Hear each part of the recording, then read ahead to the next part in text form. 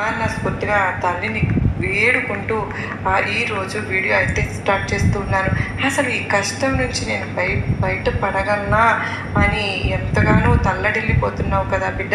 నువ్వెప్పుడు కూడా సుఖంగా సంతోషంగా ఉంటావమ్మా, ఎప్పుడు కూడా ఆనందంగా ఉంటావు అని అమ్మవారి తరపున నేను కూడా అండి మనకు ఖచ్చితంగా అమ్మవారు అందించే సందేశాలు మనకు తాకుతున్నాయి. మనకు ఈ మాట మన కులదైవానిది. ఏంటి అంటే కనుక పొరపాటును కూడా ఈ మాటను మాత్రం వదులుకోవద్దండి.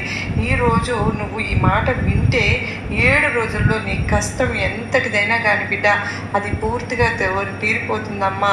అక్షయ తృతీయ లోపలే నీకు చక్కని అవకాశాలని నేను కల్పిస్తాను.